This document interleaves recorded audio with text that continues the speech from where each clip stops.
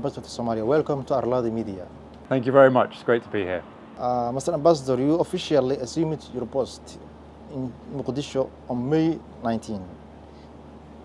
What kind of message that sends that the continued UK diplomatic presence in Somalia to international community and all Somali people? No, thank you. I think my key message here is one of partnership.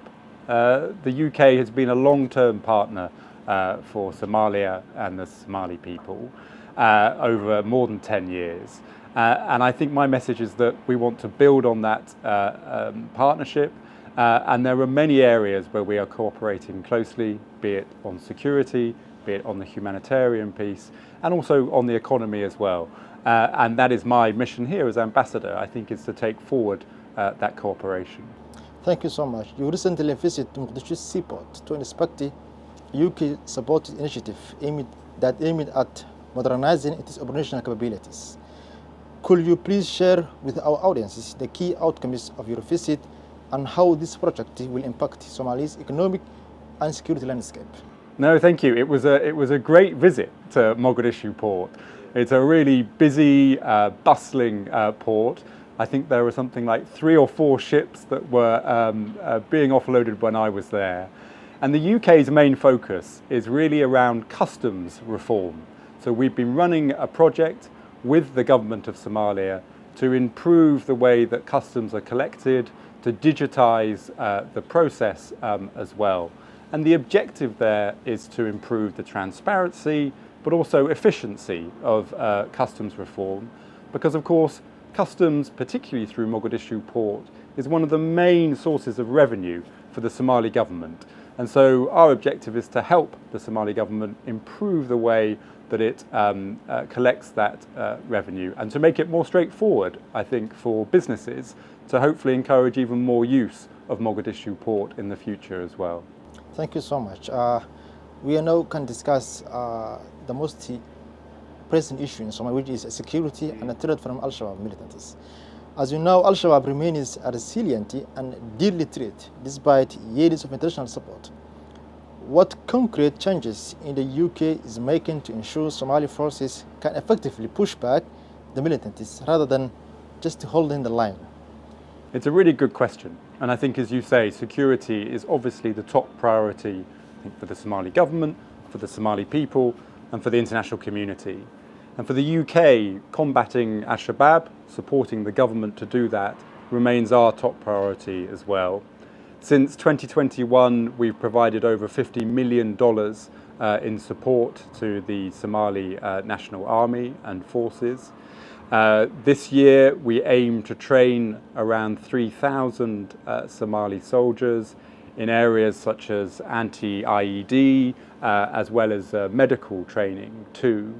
And we are also supporting stabilization efforts. And I think this is really key to try and assist the government of Somalia to hold ground and support communities when they are able to push back against Al-Shabaab.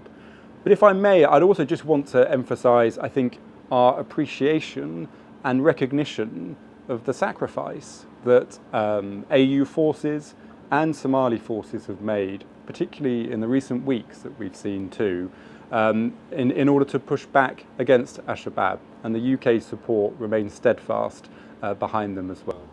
Apart from Al-Shabaab, there is another group, which is ISIS, which is Puntland is battling in Al-Miskat.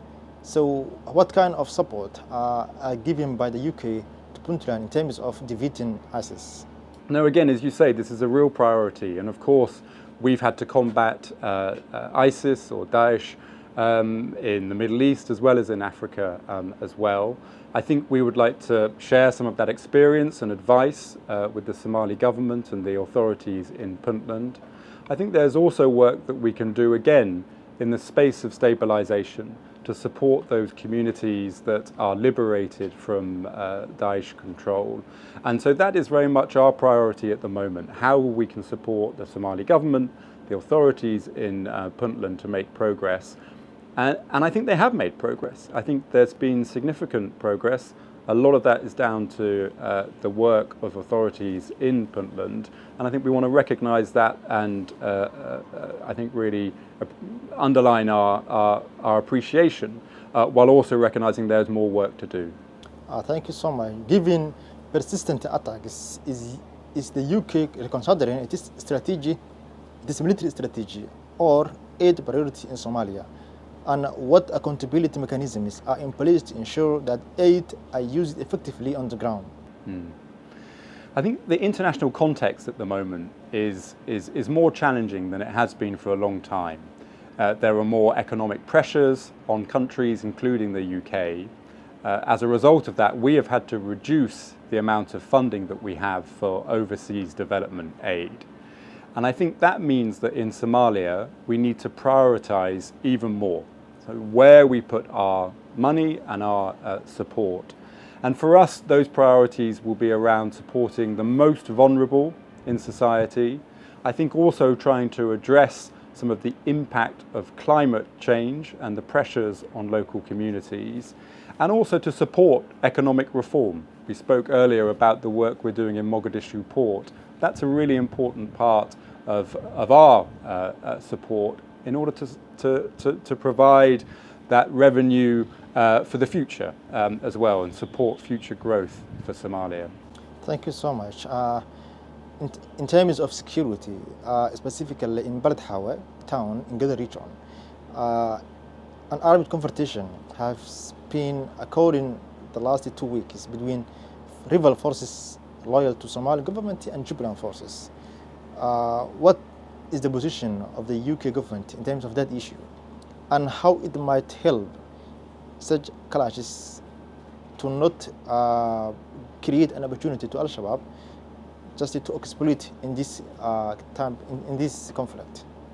I think from a UK perspective, we put a real emphasis on the importance of dialogue and ensuring that the two sides are able to talk to each other and engage with each other rather than fighting, because I think, as you say, we recognise the challenges and the threats that these armed clashes pose for the region, but also potentially for Al-Shabaab to exploit.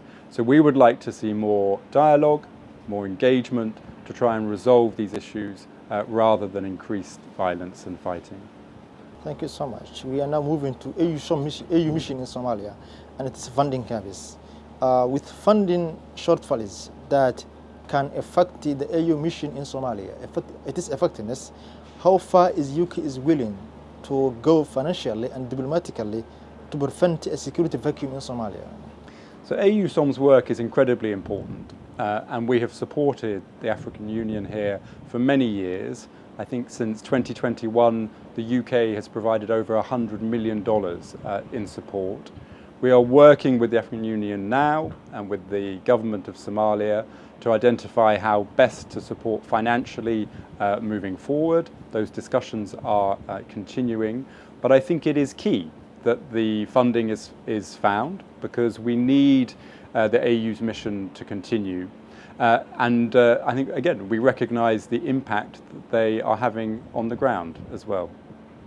Do you believe that international donors, including the UK, have been underestimating the scale of complexity of the Somali security challenges?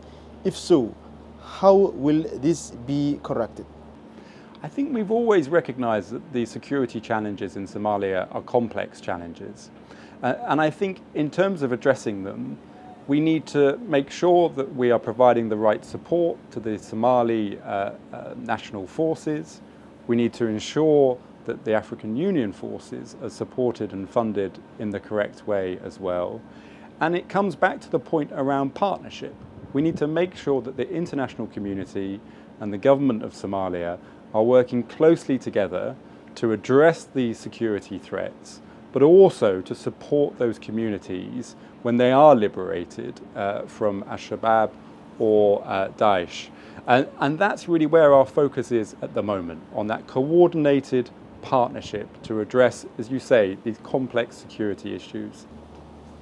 Thank you so much. In June this year, the federal government of Somalia has openly rejected the C6 plus blockade approach, accusing it of bias or interference. Does the UK share any of these concerns, and how does this plan to navigate this diplomatic deadlock? I see the C6 Plus as a group of countries who are partners with the government of Somalia. That grouping provides a forum for those partners to discuss their work and identify areas for cooperation. And so I would hope that we could continue to have those discussions, because, as I said, the priority of those discussions is about how we can best support the government of Somalia. Thank you so much. We can now discuss the election in 2026. There is an ongoing dispute regarding the Somalis 2026 election format and also constitution amendments. And there is a round of talks between the federal government and opposition leaders. So how can UK is planning to help Somalia to overcome these challenges regarding election and constitution? So I think the model for elections and changes to the constitution are, of course, issues for Somali politicians and Somali society to deal with. We do not want to interfere in those processes. At the same time, I think we recognise that elections provide an opportunity to build on the progress that we have seen in Somalia over recent years. And we also see an opportunity here for the main political actors to try and come together and send a message of unity and cohesion, because I think that really matters in order to make progress, particularly in the security space. And so I think our message is one around the importance of compromise, around the importance of unity, and for opposition, for the federal government to find a way to work together to resolve the issues around what comes next with the elections and with the constitution. And of course, we are ready to support that in whatever way is most useful. Thank you so much. A specific topic which is regarding Somali election is the growing tensions between the federal government and Puntland and Jubaland. So how UK is can help, or what is there any plan that UK is going to convince the Somali leaders, specifically the federal government and Puntland and Jubaland, to avoid violence in the upcoming 2026 election? I think the headline message here is, what is the common threat? And the common threat is a security one, primarily posed by Al-Shabaab. And therefore, I think the message is one that unity between the groups you've just mentioned is the best way of tackling that security threat that impacts all of Somalia, be it Puntland, be it Jubaland or Mogadishu. And so again, it is this point around dialogue, it is this point around engagement that I think is so important. The main political actors should find a way to engage with each other and to agree on the best method for really addressing this common threat. The UK has maintained a military presence in Somalia's southwest region for many years. What is the current status of this presence, and is there any plans to increase or reduce or withdraw forces? Now, we're really proud of the support that we provided in Southwest State. I think we had a UK training mission there for almost 10 years. We have decided recently that it makes more sense and we can have more impact to concentrate our support here in Mogadishu to provide support and advice to the government. And so actually, only a few weeks ago, I met the Defence Minister and I handed over the keys to our training centre in Baidoa. I think it is right now that the Somali forces are able to take over and use that training facility. But this doesn't in any way diminish our work here, because everything that we are doing in Mogadishu comes back to supporting Somali forces, supporting them in their training in terms of anti-IED, in terms of medical training and also our financial support as well to ensure that troops are fed and have the equipment that they need in order to tackle Al-Shabaab. Thank you so much. You recently visited actually Hargeisa, meeting with President Abdurrahman and some other actors. So that creates that UK is now planning to create some sort of negotiation between federal government and Somaliland. So what is the position of the UK government in terms of the style or the deadlock in the negotiation between federal government and the UK and Somaliland? Sorry. No, I had a really interesting visit to Hargeisa, and my sense is that there is a lot of activity there. There's a lot of dynamism in terms of the economy, and there's a huge amount of potential. And of course, I'm based in Mogadishu, and I travel around the city as much as I can. And here, I see a lot of energy, and I see a lot of potential as well. And I think from a UK perspective, we want to encourage increased dialogue and communication between Hargeisa and Mogadishu. I think that is the best way to move forward and address some of the issues that I know that they are discussing at the moment. Actually, Somalia is one of the most difficult areas to be a journalist, and the Somali journalists are facing some sort of threats, intimidation and censorship. So what is your message to Somali journalists in terms of protecting them from the government and also threats that's coming from Al-Shabaab? So I think the role of journalists is absolutely key in any country and society. And I think Somali journalists play a really important role here. We want to support media freedom. We want to support the freedom of expression. And I think that's a message that we continue to convey to the government of Somalia.